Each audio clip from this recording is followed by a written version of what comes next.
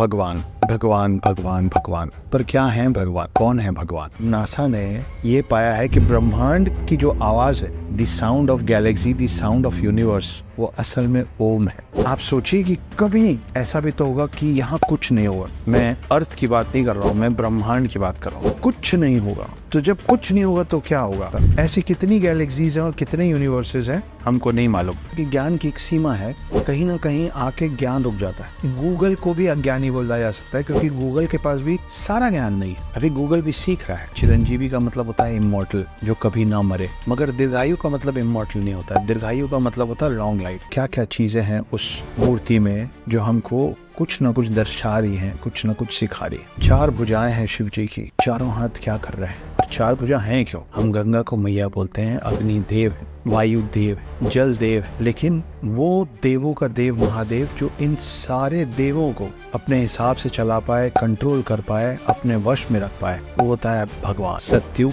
त्रेता युग, द्वापर युग, कलयुग और फिर सतयुग। हमारा मानना है कि समय काल चक्र जो है वो कभी खत्म नहीं होता है, वो चलता रहता है। हर बार कलयुग के खत्म होने के बाद सतयुग फिर से शुरू होता है। मोक्ष अगर आपको चाहिए तो आपको मोह से अपने धागे काटने पड़ेंगे। मोह और मोक्ष विरोधाभासी। विनाश हमेशा नकारात्मक नहीं होता है। कई बार विनाश जरूरी होता है नई चीजों की शुरुआत के लिए।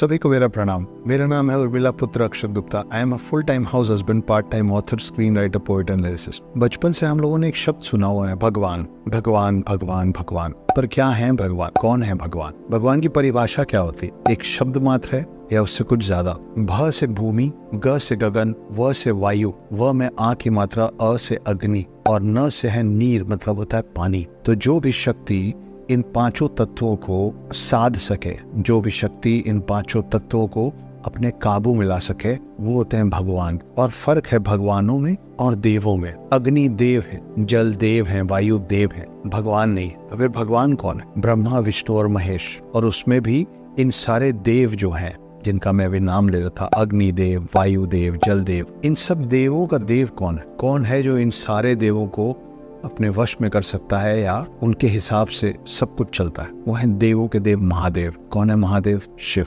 आज हम शिव जी से जुड़ी कुछ बातें करेंगे। शिव जी के बारे में आपको कुछ बातें बताऊंगा। उनसे जुड़ी चीजों के बारे में आपको कुछ बातें बताऊंगा। जो चीज वो धारण करते हैं, वो क्यों करते हैं, उनके डमरू का औचित्य क्या है, वो वासुकी जो उनके साथ हमेशा उनके गले में होता है, कौन है वो, और कौन है शिव। इन सारी चीजों पे हम अभी बात करने वाले हैं। तो सबसे पहले बात करते हैं शिव जी के डमरू की। डमरू का शेप पता है? बो जैसा होता है। अगर आप उसको खड़े तौर पे रखेंगे तो डमरू का शेप होता है ये और फिर ये। क्यों है ये शेप और क्या औचित्य है इस डमरू का? क्या समझाने की कोशिश है शिव के हाथ में डमरू के माध्यम से? हर वो चीज जो शुरू होती है उसका अंत होता है, लेकिन कुछ ऐसी चीजें हैं जो शुरू तो होती है मगर उसका कोई अंत नहीं होता। वो है शिव, जिनकी ना कोई शुरुआत है, जिनका ना कोई प्रारंभ है, ना जिनका कोई अंत है। और जो डमरू है, जब वो खड़े तौर पे रखा होता है तो आप देखिए ऊपर ज्यादा होता है, नीचे आते आते खत्म हो जाता है, मगर वो अंत नहीं है उसका। वो खत्म होने के बाद फिर शुरू होता है और फिर नीचे तक जाता है। ये जो लगातार चीज चलती रहती है, जैसे कि हमारी धड़कन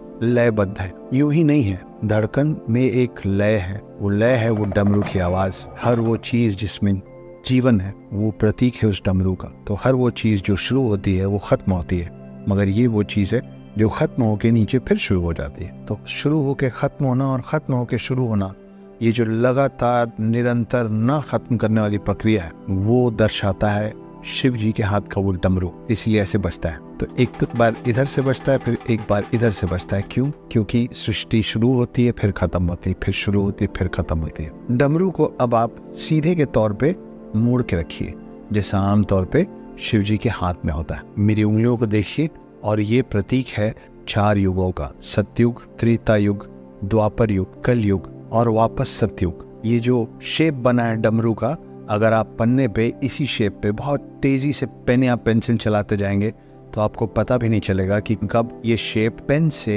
साइड में कॉर्नर होने की जगह सर्कुलर हो जाएगा। तो आप इसको लगातार जब चलाते रहेंगे तो आपको पता भी नहीं चलेगा कि कब ये बन जाएगा इन्फिनिटी।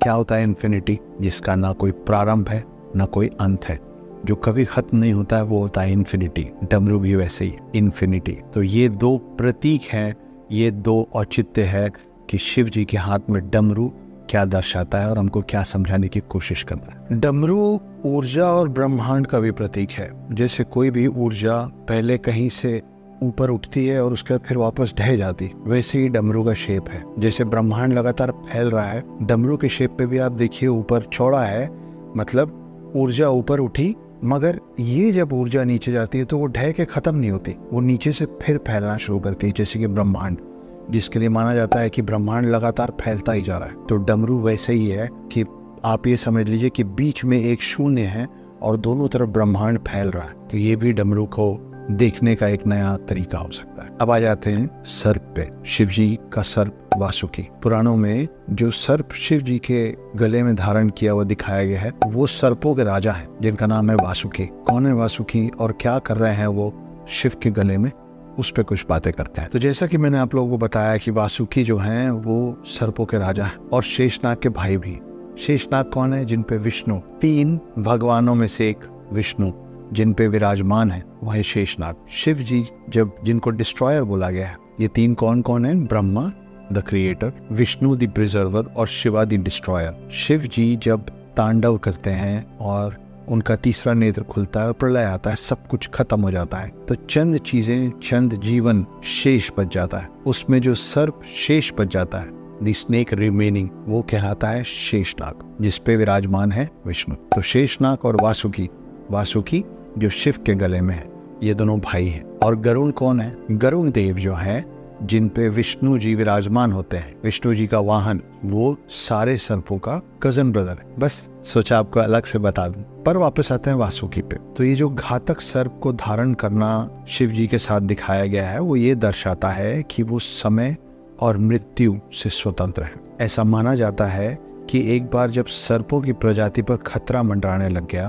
तो शिव जी ने उन्हें आश्रय दिया और तब से वासुकी को आभूषण की तरह पहनते हैं। शिव के गले का सांप कुंडलिनी का भी सूचक है, जो कि हमारे भीतर होता है सुप्त अवस्था में। ये सारी जो बातें मैंने आपको बताई वासुकी से रिलेटेड, वो सब हमारे अंदर है, क्योंकि शिव भी हमारे अंदर है। तो चाहे हम बात करें उस सूचक की जिसे कुंडलिनी कहते हैं, या इस बात की कि उन्हें आभूषण के तौर पे वो क्यों ग्रहण करते हैं। वासुकी को काल का नाम भी दिया गया है, क्योंकि आपका भी समय कभी अच्छा कभी बुरा बदलता रहता है।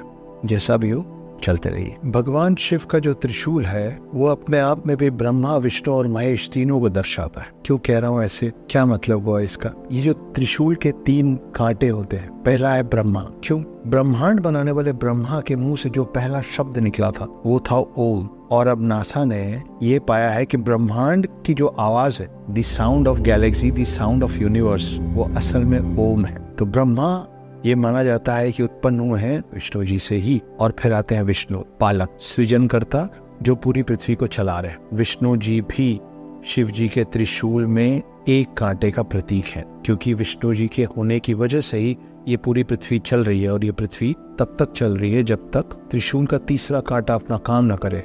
स्वयं महेश, जिस दिन वो डिस्ट्रॉयर नटराज रूप में प्रलय लाएंगे, जब उनका त्रिनेत्र खुलेगा, तीसरी आंख खुलेगी और सब कुछ ध्वस्त हो जाए। पृथ्वी और सृष्टि के बनने से लेकर पृथ्वी और सृष्टि के चलने तक और उसके खत्म होते तक, वापस डमरू के शेप में खत्म होने तक और फिर से शुरू होने तक, सब कुछ एकमात्र शब्द है, वो है शिव।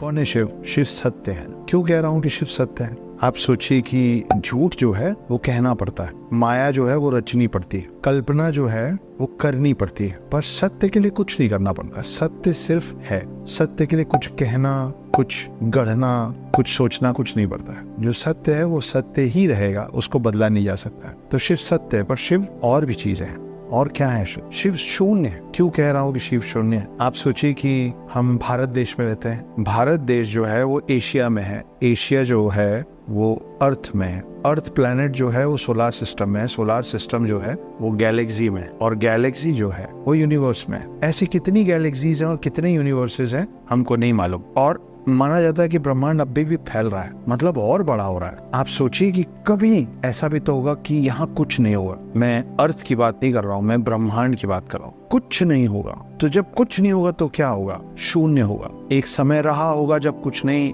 रहा, और एक फिर समय आएगा आज से कई हजारों साल बाद, जब आप और मैं नहीं रहेंगे, जब सब कुछ खत्म हो जाएगा। सूर्य बुझ जाएगा, गैलेक्सी तबाह हो जाएगी, यूनिवर्स खत्म हो जाएगा, तो जो बच जाएगा वो क्या होगा? होगा शून्य। वो है शिव, शून्य। एक गाना आया था ए आर रहमान का, कुन फाया कुल, जिसका मतलब था कि जब कुछ नहीं था तब भी जो था उसको कहा गया कुन फाया कुल। उसकी लाइनें भी हैं कि जब कहीं भी कुछ भी नहीं था तो वहीं था। वो असल मायने में शिव की बात हो रही है। शिव सत्य है, शिव शून्य है, शिव एक और चीज, शिव अंधकार है। क्यों कह रहा हूँ ऐसा? आप सोचिए कि माचिस की तीली से लेके और सूरज, ये सब कुछ किसी न किसी दिन किसी न किसी पल बुझ जाएगा। माचिस जलते साथ बुझ जाएगा और सूरज पता नहीं कब से जल रहा है लेकिन एक दिन बुझ जाएगा। पर जो शून्य है, जो सत्य है, वो अंधकार है कि जब कहीं कोई रोशनी नहीं रहेगी तब भी अंधकार रहेगा। जब कुछ नहीं था तो भी अंधकार था। तो अंधकार उतना ही शून्य है और उतना ही सत्य है, जिसको बनने के लिए जलने और बुझने की जरूरत नहीं पड़ती है, वो बस है। जैसे आपका शरीर है, जो बना है, अभी चल रहा है और एक दिन जलेगा और फिर बुझ जाएगा। शरीर के जलने के बाद वो आत्मा जहाँ पहुंचेगा वो शिव है। तो शिव शून्य है, शिव अंधकार है और शिव ही सत्य है। शिव जी के कई नाम हैं, ज्यादातर नाम हमने सुन रखे हैं, नटराज, कैलाशपति, पशुपतिनाथ, विध्वंसक, विनाशक, भोलेनाथ। पर शिव के बहुत सारे अवतार भी, जैसे हम लोगों को पता है कि विष्णु के दशावतार हैं। दशावतार में खास तौर पे जिन अवतारों का ज्यादा नाम लिया जाता है वो है राम और कृष्ण, मगर कुल जमा विष्णु जी के 10 अवतार है। वैसे शिव जी के 19 अवतार है। 7 चिरंजीवी जिनके बारे में आप लोगों ने सुना होगा, कौन कौन है? हनुमान, परशुराम, अश्वत्थामा, वेद व्यास, कृपाचार्य, राजा बलि और रावण का भाई विभीषण। इन 7 चिरंजीवियों में 2 नाम है, हनुमान और अश्वत्थामा। ये 2 अवतार शिव जी के ही हैं। ये 2 चिरंजीवी शिव जी के 19 अवतारों में से 2 हैं। आप बहुत सारे देवी देवताओं की तस्वीरें देखते हैं इधर उधर। कोई मोर पे सवार है, कोई शेर पे, कोई कमल के ऊपर बैठा है, कोई शेषनाग पे वैकुंठ धाम में लेटे हुए हैं। इन सबको जब दिखाया जाता है तो पृथ्वी से बाहर दिखाया जाता है। ब्रह्मा जी को ब्रह्मांड में दिखाया जाता है कमल पे बैठे हुए, और बाकी सारे देवी देवता जाके उनसे मिलते हैं। विष्णु जी को ज्यादातर शेषनाग पे लेटे हुए दिखाया जाता है एक क्षीर सागर पे, वैकुंठ धाम में। मगर शिव जब दिखते हैं पृथ्वी के अंदर ही दिखते हैं। कहाँ दिखते हैं? एक पत्थर पे बैठे हुए कैलाश में। तो जहाँ ब्रह्मा जी, ब्रह्मांड के रचयिता जो निकले शिव से ही, वो कमल पे विराजमान है। जहाँ प्रिजर्वर विष्णु जी एक शेषनाग पे विराजमान है, वहाँ आपके और मेरे शिव एक पत्थर पे विराजमान है। और पत्थर कहाँ होता है? पत्थर होता है कैलाश पर्वत। वो जगह है जिसके कारण उनको कैलाशपति भी कहा जाता है। एक ऐसा रहस्यमय पहाड़ जिसमें कोशिश करने के बावजूद आज तक कोई चढ़ नहीं पाया। माउंट एवरेस्ट कैलाश पर्वत से बहुत ऊंचा है, वहां लोग पहुंच गए, मगर कैलाश पर्वत कोई नहीं चढ़ पाया। कैलाश पर्वत जो है बहुत ही रहस्यमय जगह है और उसके रहस्य का जो मूल स्रोत है वो शिव है। तो ये है शिव। नटराज क्यों किया था तांडव नृत्य, और नटराज की जो मूर्ति आप और मैं देखते हैं उसके पीछे की कहानी, कौन क्या क्या चीजें हैं उस मूर्ति में जो हमको कुछ ना कुछ दर्शा रही हैं, कुछ ना कुछ सिखा रही है। 4 भुजाएं हैं शिव जी की, चारों हाथ कुछ ना कुछ कर रहे हैं। क्या कर रहे हैं अभी बताऊंगा। शिव जी के नटराज वाले पोज में चारों तरफ आग लगी हुई है, सब जल रहा है। उनका एक पैर है जिसके नीचे एक बौना राक्षस दबा हुआ है जिसका नाम था अकस्मा, और दूसरा जो पैर है वो नृत्य मुद्रा में। चारों हाथ क्या कर रहे हैं और 4 भुजा हैं क्यों? एक भुजा में है डमरू, डमरू प्रतीक है सृजन का। दूसरे हाथ में है अग्नि, अग्नि प्रतीक है भस्म कर देने का, अग्नि प्रतीक है विनाश का। और सृजन और विनाश दोनों के विरोधाभासी है। शिव ये बताने की कोशिश कर रहे हैं कि हर चीज की सृजन करता भी वही है और विनाशक तो वो है ही। तो वही बना रहे हैं और वही बिगाड़ रहे हैं। शिव जी का जो तीसरा हाथ है वो आशीर्वाद की मुद्रा में, ये समझाने के लिए कि अगर आप शिव जी पे विश्वास करते हैं, शिव जी की आराधना करते हैं, तो कोई भी बुराई आपका नुकसान नहीं पहुंचा पाएगी, क्योंकि उनका आशीर्वाद आप पे बना हुआ है। और चौथा जो हाथ है वो नृत्य मुद्रा में उठे हुए उनके पैर की तरफ है, जो ये सलाह दे रहा है, ये सजेस्ट कर रहा है, ये संकेत कर रहा है कि शिव जी की पैर की तरफ बढ़ो। अब वो जो नृत्य मुद्रा में उठा हुआ पैर है वो क्या है? वो है मोक्ष। मोक्ष की तरफ शिव जी का चौथा हाथ संकेत कर रहा है, जिसका मतलब ये है कि शिव के चरणों में ही मोक्ष है। शिव जी के दूसरे पैर के नीचे जो बौना राक्षस दबा हुआ है वो प्रतीक है अज्ञानता का। अज्ञानता को खत्म करने वाले और अज्ञानता को बनाने वाले दोनों ही शिव हैं। उनकी पूरी जो आकृति है वो ओमकार स्वरूप जैसी दिखती है। ऐसा इसलिए है क्योंकि यही प्रमाण है कि ओम शिव में ही निहित है। अब एक बार वापस चलते हैं शिव के उस हाथ में जिसमें अग्नि विराजमान है। कौन है अग्नि? अग्नि देव है। मैं आपको पहले भी बता चुका हूँ कि भगवान और देव अलग अलग चीजें हैं। कैसे अलग है? शिव जिसके एक हाथ में अग्नि है, जिसकी जटाओं से बहता हुआ पानी जो है, नीर जो है, जिसे गंगा कहते हैं, ये सब अलग अलग देव और देवी है। हम गंगा को मैया बोलते हैं, अग्नि देव है, वायु देव है, जल देव है, लेकिन वो देवों का देव महादेव जो इन सारे देवों को अपने हिसाब से चला पाए, कंट्रोल कर पाए, अपने वश में रख पाए, वो होता है भगवान। जो भूमि, गगन, वायु, अग्नि और नीर, भगवान सबको कंट्रोल कर सके, वह है शिव। तो शिव जी के एक हाथ में अग्नि है, जो इस बात को दर्शाती है कि हर कुछ जो इस पूरे ब्रह्मांड में है उसको भस्म करने की क्षमता अगर किसी में है तो वह है शिव। शिव जी के एक हाथ में डमरू है। मैंने आपको डमरू के बारे में भी बहुत कुछ बातें बताई थी दूसरे वीडियो में, शॉर्ट में फिर से बता देता हूँ। डमरू ऐसे डुग डुग डुग डुग बजता है। उसका शेप आपको पता है, वो शेप है सतयुग, त्रेता युग, द्वापर युग, कलयुग और फिर सतयुग। हमारा मानना है कि समय काल चक्र जो है वो कभी खत्म नहीं होता है, वो चलता रहता है। हर बार कलयुग के खत्म होने के बाद सतयुग फिर से शुरू होता है। जब ये लगातार आप इस उंगली को घुमाते रहते हैं तो ये साइन बन जाता है इन्फिनिटी का। इन्फिनिटी मतलब अनंत, जिसका कोई अंत नहीं, जिसका कोई समाप्त नहीं, जिसका कोई प्रारंभ नहीं, और ये सब है शिव। समय जो है, वक्त जो है, वो शिव जी के एक हाथ में है, डमरू के स्वरूप में, जिसमें चारों युग है, पूरा ब्रह्मांड है, ब्रह्मांड का फैलना और सिकुड़ना है, बनना और खत्म होना है, सूर्य है अग्निदेव के प्रतीक के तौर पे। ये सब कुछ जो एकमात्र शक्ति कंट्रोल करती है, उस शक्ति का नाम है शिव। जैसा कि मैंने आप लोगों को बताया कि उनके चारों तरफ अग्नि का एक घेरा है, वो है ब्रह्मांड। वो प्रतीक है ब्रह्मांड का, क्योंकि नटराज की मूर्ति में चारों तरफ अग्नि है और बीच में है शिव। तो वो अग्नि जो है वो ब्रह्मांड का प्रतीक है, और ब्रह्मांड का जो सोल है, ब्रह्मांड की जो आत्मा है, ब्रह्मांड का जो सेंटर पॉइंट है, वो है शिव। तो ये है नटराज मूर्ति जो हम लोग बचपन से देख रहे हैं, उसके पीछे की पूरी कहानी।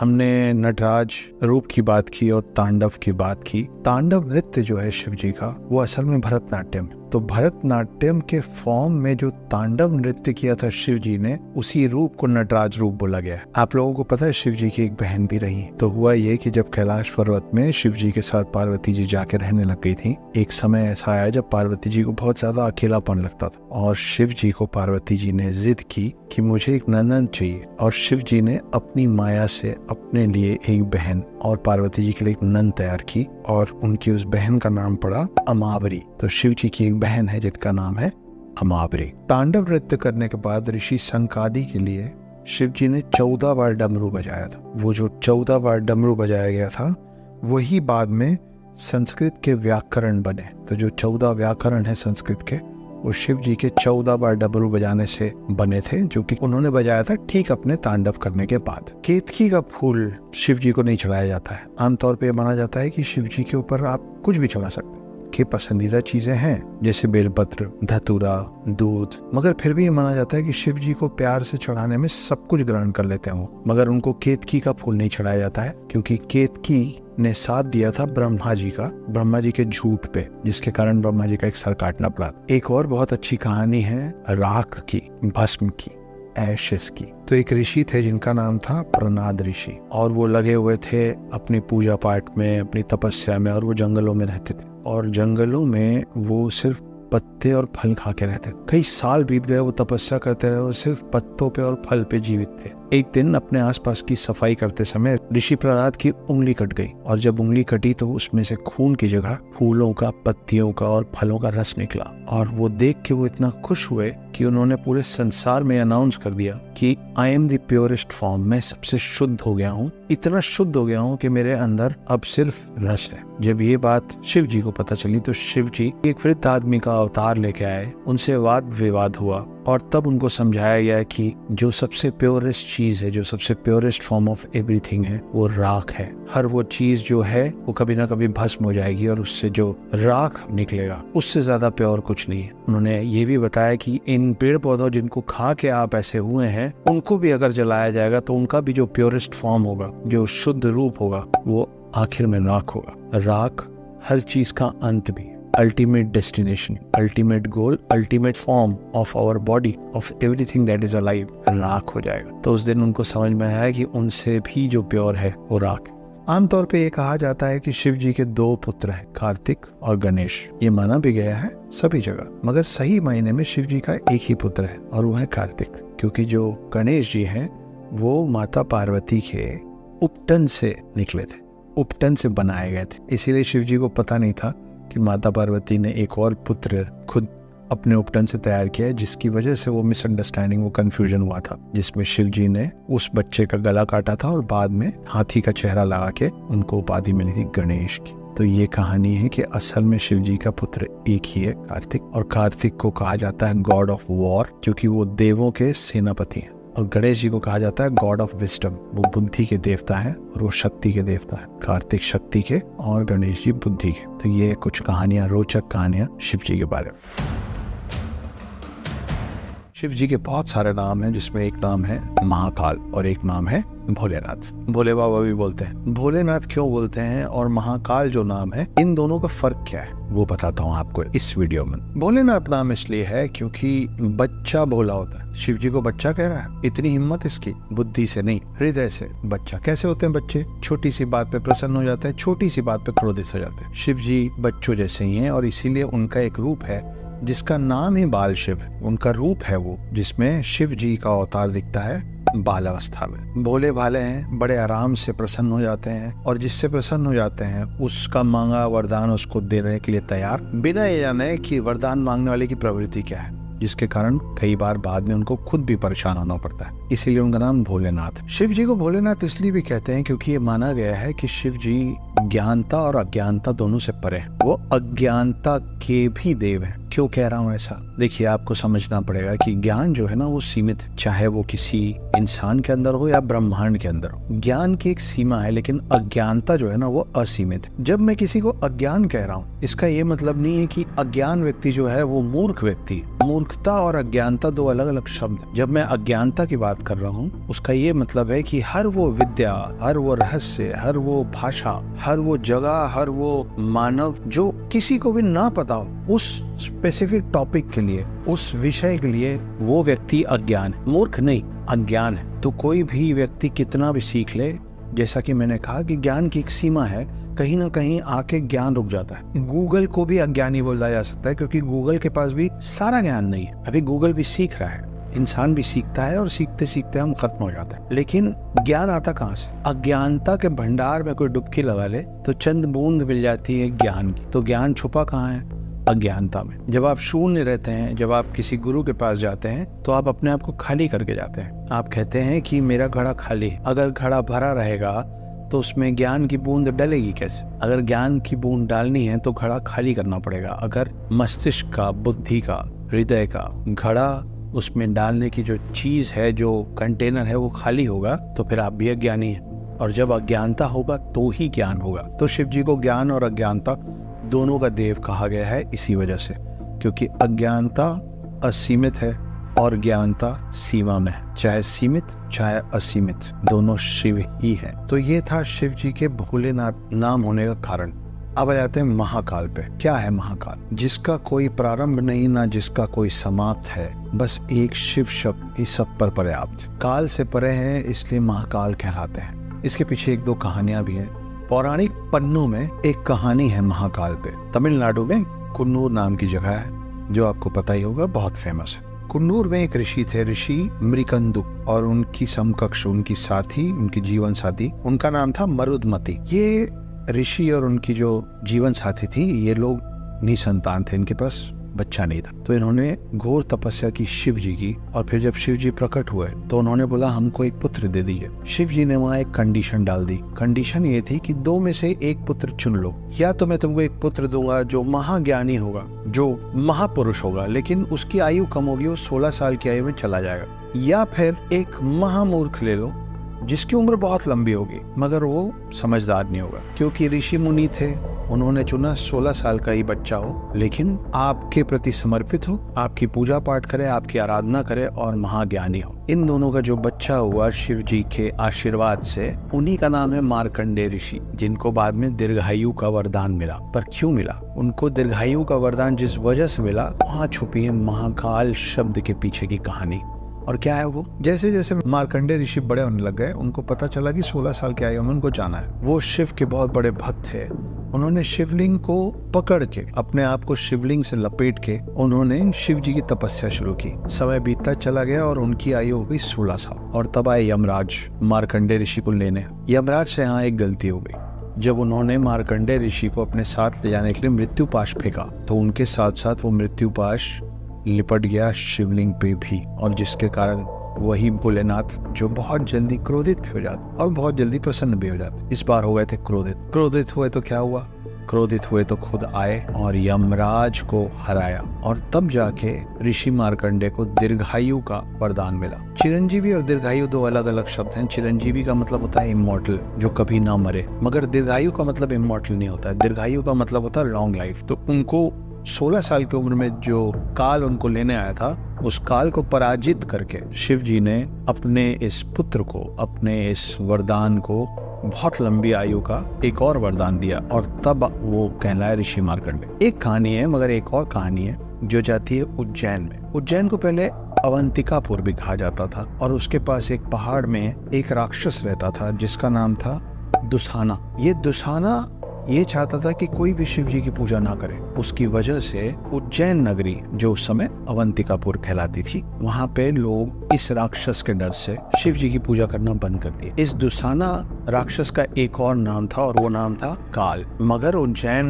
नगरी में एक ऐसा ब्राह्मण परिवार था जो डर को पीछे करके शिव जी की आराधना छोड़े नहीं वो लोग। और ये बात पता चली इस राक्षस को। राक्षस पहाड़ से उतरा और उज्जैन नगरी आया इस परिवार को मारने। ये इतने बड़े भक्त थे शिव जी के कि इनकी रक्षा में शिव जी खुद आए और काल को पराजित ही नहीं किया, काल का वध भी किया। इसीलिए महाकाल की नगरी कहा जाता है शिव जी, और वहां से भी ये नाम जुड़ता है महाकाल। तो अगली बार जब उज्जैन जाए तो इस कहानी को याद रखिएगा। तो ये था फर्क, ये थे कुछ रोचक पहलू भोलेनाथ और महाकाल के नामों के पीछे।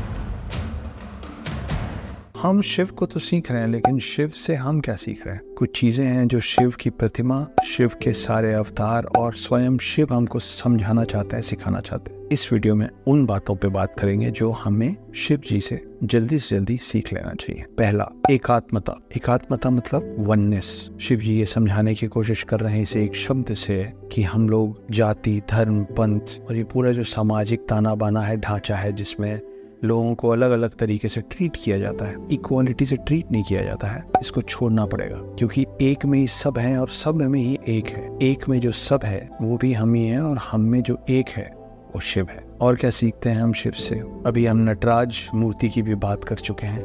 नटराज मूर्ति में जो मैंने बताया कि निर्माता और विध्वंसक दोनों के प्रतीक है शिव। हर वो चीज जो सृष्टि में और ब्रह्मांड में बन रही है उन्हीं के आशीर्वाद से, और हर वो चीज जो भस्म हो जा रही है, खत्म हो जा रही है, मिट जा रही है, वो भी उन्हीं का किया धरा है। तो ये दोनों जो हैं वो वही है, और ये दोनों चीजें हमको अपने अंदर रखनी पड़ेगी। हमको निर्माता भी बने रहना पड़ेगा और विध्वंसक भी। निर्माता किन चीजों का? अच्छी आदतों का, अच्छे लोगों का, अच्छे संस्कारों का। और विध्वंसक बनना पड़ेगा अपनी ही बुरी आदतों का, अपने ही अंदर छिपे लालच, हर तरीके की और बुराई, द्वेष, क्रोध, इन सब का विध्वंस करना हमारा काम है। अच्छी आदतें और अच्छे समाज का निर्माण करना भी हमारा ही काम। शिव जी का तांडव रूप जो है, उस तांडव रूप से भी हम बहुत कुछ सीखते हैं। हम सीखते हैं कि अज्ञानता का विनाश और नव निर्माण दोनों हमारी ही जिम्मेदारी है अगर हम शिव को मानते हैं। हम सीखते हैं कि ये दर्शाता है कि विनाश हमेशा नकारात्मक नहीं होता है। कई बार विनाश जरूरी होता है नई चीजों की शुरुआत के लिए। जब चीजों का विनाश होता है तभी नई चीजों का सृजन होता है। तो विनाश शब्द जो है वो हमेशा नकारात्मक नहीं हो सकता। बहुत सारी ऐसी चीजें हैं हमारे समाज में, हमारे आसपास के लोगों में, हम में खुद में, जिसका विनाश करने की जरूरत है ताकि हम और बेहतर बन सकें। त्याग सिखाते हैं शिव, अंग्रेजी में कहते हैं सैक्रिफाइस। कैसे सिखाते हैं? देखिए, आप मोक्ष की प्राप्ति करना चाहते हैं। मोक्ष मतलब सैल्वेशन। मोक्ष अगर आपको चाहिए तो आपको मुंह से अपने धागे काटने पड़ेंगे। मोह और मोक्ष विरोधाभासी है, they are contradicting to each other. अगर आपको मोक्ष की प्राप्ति करनी है तो आपको सांसारिक मोह माया से अपने आप को परे करना पड़ेगा। इसीलिए आप शिव की कई प्रतिमा देखते हैं कि वो पहाड़ में बैठे हैं, सांसारिक जीवन से दूर, आंखें बंद करके मग्न अवस्था में। क्या कर रहे हैं वो सांसारिक मोह माया से परे रहने या एक एक करके अपने तार, अपने धागे काटने की बात। शिव हमको सिखाते हैं कि बैलेंस बहुत जरूरी है दो चीजों में, एक है स्ट्रेंथ और दूसरा है काइंडनेस।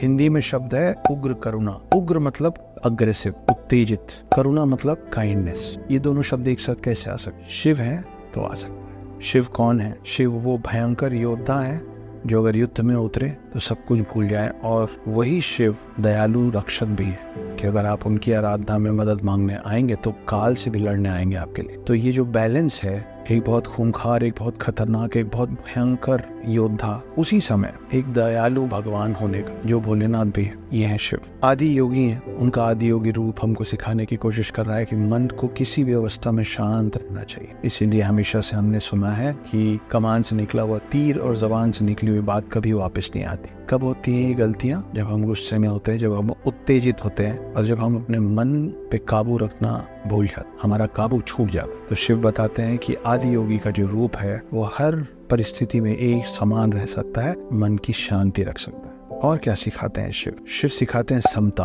अंग्रेजी में कहते हैं इक्वालिटी। क्यों? बड़ी रोचक कहानी हो सकती है इसके आसपास। आपने कभी गाय और सांप को एक साथ देखा है?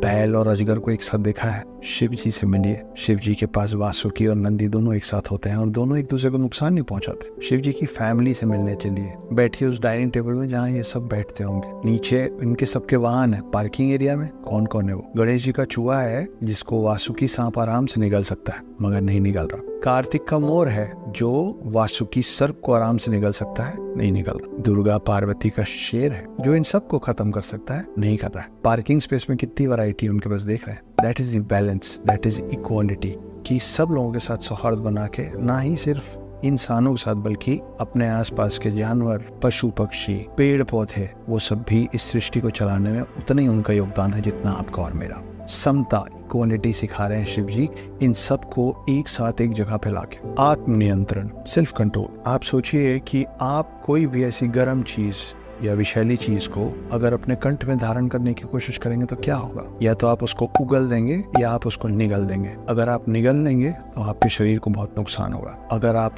उगलेंगे तो जहर बन के मुंह से बातें निकलेंगी। उगलना जरूरी था इसलिए शिव जी ने उगला, निगलना नुकसानदायक था इसलिए निगला नहीं, बीच में रोक लिया कंठ में, इसीलिए उनका नाम पड़ा नीलकंठ। ये दर्शाता आत्मनियंत्रण, सेल्फ कंट्रोल, कि मैं ठहर सकता हूँ जब, जहाँ, जैसे चाहूँ। मेरे अपनी सारी इंद्रियों पे उतना कंट्रोल है। और आखिरी चीज जो वो सिखाते हैं वो है परिवर्तन। एक अंग्रेजी में कोटेशन है कि change is the only constant, and what is constant? Shiva. So if change is the only constant and constant is Shiva, Shiva is changed. बदलाव का प्रतीक शिव है। लगातार बदलाव होना जरूरी है। अगर एक पानी ठहरा हुआ होता है तो सड़ जाता है, उसमें बीमारियां होने लग जाती। पानी तभी तक साफ रहता है जब तक बहता है, जब तक वो अपनी अवस्था और अपना शेप साइज बदलता है। तो बहाव जो है वो चेंज, ठहराव जो है वो नुकसानदायक है। इसीलिए उनके जटाओं से गंगा लगातार बह रही है, इसीलिए उनके बहुत सारे नाम और बहुत सारे रूप हैं, ये समझाने के लिए कि अलग अलग परिस्थितियों में आपको अलग अलग शख्स बनना पड़ेगा। हर किसी के साथ और हर परिस्थिति में आप एक जैसे नहीं रह सकते। तो ये था परिवर्तन। इतना तो शिव से मैं सीख रहा हूँ, आप क्या सीख रहे हैं मुझे सिखाइए।